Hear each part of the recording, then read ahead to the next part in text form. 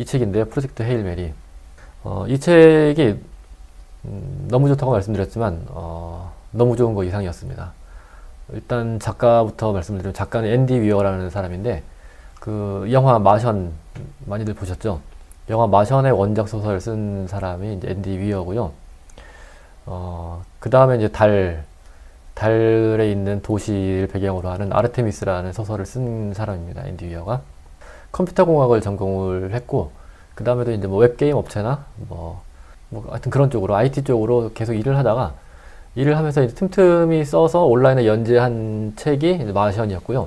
인기가 많아지니까 그 책을 출판사 거치지 않고 자비 출판으로 온라인으로 전자책으로 출판을 했는데 엄청 잘 나갔습니다. 그래서 이제 정식 출판도 하게 되고 정식 출간도 하게 되고 영화가 돼가지고 또 영화가 히트치고 하면서 스타 작가가 된 거죠. 그리고 그 다음에 쓴 그 아르테미스도 이제 베스트셀러에 올라가고 그 다음에 이제 쓴 책이 이 프로젝트 헤일 메리입니다. 프로젝트 헤일 메리의 헤일 메리는 미식 축구에서 경기 다 끝나갈 때 역전을 노리면서 확 던지는 굉장히 멀리 던지는 공을 이제 헤일 메리라고 한다고 그래요. 그게 이제 운 좋아서 제대로 들어가면 역전하는 거고 아니면 이제 망하는 건데 읽어보면은 이제 그 내용에 딱 어울립니다. 이 책을 제가 이제 별 생각 없이 읽기 시작했는데 읽으면서 굉장히 여러 번 감탄을 했습니다. 첫째로 이 책은 이제 지구 종말 위기에서 시작을 해요. 근데 지구가 종말에 이르는 뭐 온갖 방법들이 영화나 책이나 많이 나오죠. 화산이 폭발하기도 하고 또 지진이 일어나기도 하고 뭐 기상 이변 때문에 살 수 없게 되기도 하고 뭐 운석이 부딪히기도 하고 또 외계의 생명체가 와가지고 지구를 숙대화 만들기도 하고 뭐 많습니다. 사람들이 미쳐서 좀비가 되기도 하고 뭐 지구가 종말에 이르는 여러 가지 방법들이 막 나오는데 이 책에서 등장하는 종말은 정말 신선합니다. 어떻게 이런 생각을 할 수 있을까? 뭐 종말을 가지고 신선하다고 말하기 좀 그렇지만 이렇게도 망할 수 있겠구나 하는 생각을 저는 다른 데서 본 적이 없어요. 이건 정말 이 책 이전에도 없었지만 이후에도 이 정도의 상상을 할 수 있을까 싶을 정도의 정말 신선한 종말 가능성을 제기합니다. 그리고 나중에 이제 외계 종족을 만나서 힘을 합쳐 일을 하게 되거든요.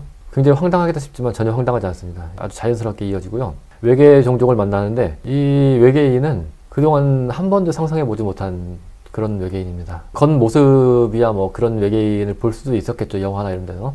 겉모습이야 그렇지만 이 외계인의 어떤 신진대사 방법이라든지 이 외계인을 살아가는 방법 뭐 이런 것들은 정말 처음입니다. 이런 거는. 또 이 외계인과 이제 힘을 합쳐 일을 하면서 위기를 하나씩 해결해 가는데 그 다가오는 위기나 그 위기를 해결하는 방법이나 또 그런 과정들의 묘사들이 굉장히 새롭습니다. 그래서 한마디로 계속해서 그 상상력에 감탄을 하게 되는 거죠. 이런 상상도 가능하구나 하는 그 상상력에 놀라게 됩니다.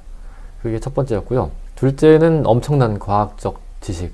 뭐 우주로 나가고 외계인 만나고 무슨 문제를 해결하고 정말 문제를 풀어가고 그런 과정들이 그냥 상상으로 이야기로 풀어가는 게 아니고 전부 지금 나와 있는 실제 과학 이론을 바탕으로 쓴 거고요. 전부 정확히 계산을 해서 그 계산에 맞춰서 소설을 진행을 한 겁니다. 그래서 이 책은 뭐 그대로 갖다 놓고 과학 교재를 써도 될 정도로 정확한 그 검증을 거친 내용으로만 썼다는 거. 그리고 그 내용들의 설명이 꽤 쉽게 되어 있습니다. 굉장히 어려운 이론들이지만 꽤 쉽게 설명이 되어 있고 이제 물론 뭐 여러 사람들의 도움을 받았다고 하긴 해요. 뭐 이 분야는 이 사람의 도움을 받았습니다라고 다 쓰긴 했는데 그렇더라도 그 많은 과학적인 이론들, 지식들을 이 책에 다 담아낼 수 있다는 건 뭐 작가의 내공이죠. 이 책에 나오는 그 수많은 과학 이론들, 실험들 뭐 그런 것들은 정말 대단합니다. 셋째는 분량인데 이게 전자책으로 990쪽이었고 실제 책으로는 700쪽 정도 되는 것 같아요. 700쪽 좀 안 되나? 뭐 그런 것 같아요. 전 전자책으로 읽었지만 이게 굉장히 긴 책인데 그렇게 길게 느껴지지 않을 정도로 계속해서 새로운 문제가 벌어지고 문제를 해결하고 하면서 긴장이 쭉 이어지는 거죠. 뭐 물론 제가 하루에 다 읽지 못하고 읽다가 잠들기도 하고 그랬지만 어쨌든 그렇게 끌고 갈 수 있다는 건 뭐 대단한 스토리텔링이고요. 이 책이 처음에 이 주인공이 코마 상태에서 혼수 상태에서 깨어나면서 시작을 하는데 깨어나고 보니까 이제 코마 때문인지 모르지만 기억 상실 상태로 깨어나요. 그래서 자기가 누군지 기억을 못해요. 근데 이 평범한 과학자가 우주를 구하는 영웅이 되는 과정이 굉장히 자연스럽게 쭉 이어지고요. 그러면서 이 사람이 왜 여기서 혼수 상태로 깨어나게 됐는가 하는 설명들이 앞에서 이제 과거의 사건들이 쭉쭉 교차해서 나오는데 그러니까 두 가지 축인 거죠. 지금의 문제를 어떻게 해결할 것이냐 하나 하고 이 사람은 어떻게 여기서 이렇게 오게 됐을까 하는 거고 두 가지 사건이 쭉 연결이 되는데 서로를 설명해 주는 거죠. 과거, 현재가 서로를 설명해 주면서 쭉 이야기가 이어지고 그렇게 해서 결론까지 가는 과정이 되게 그럴듯하고 하나도 무리한 구석이 없습니다.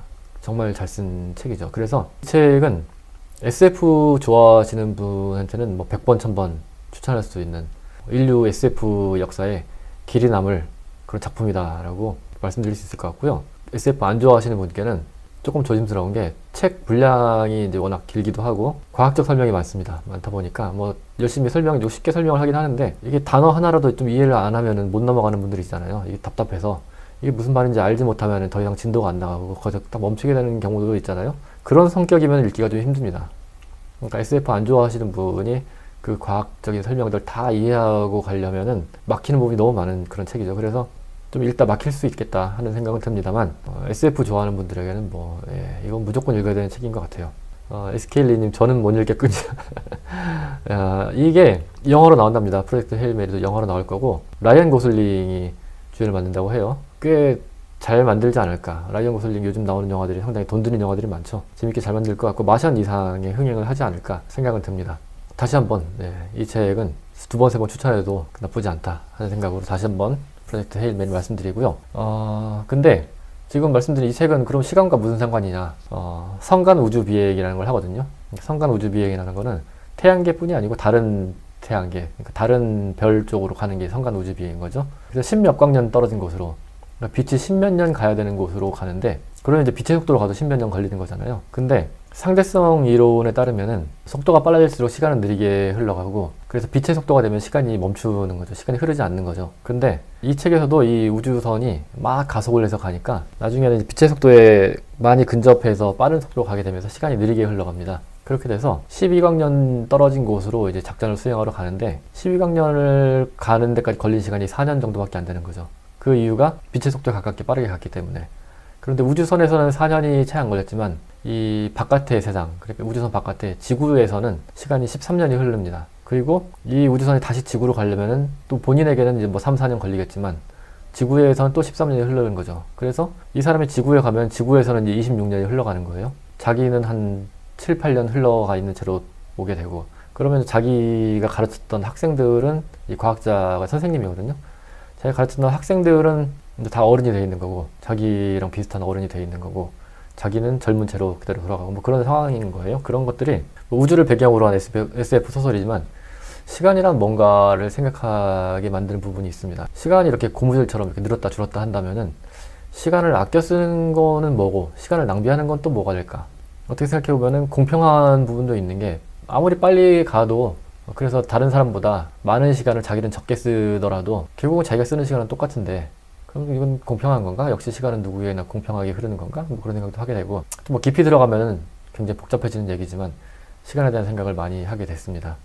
시간이 흔히 이제 모두에게 똑같이 주어진다고 생각을 하는데, 이런 책들을 보면 또 꼭 그렇지만도 않은 것 같아요. 과학적으로 보면은 그렇지만도 않은 것 같고, 또 실제로도 어떤 사람한테는 하루가 굉장히 바쁜데 어떤 사람한테는 뭐 너무 시간이 많죠.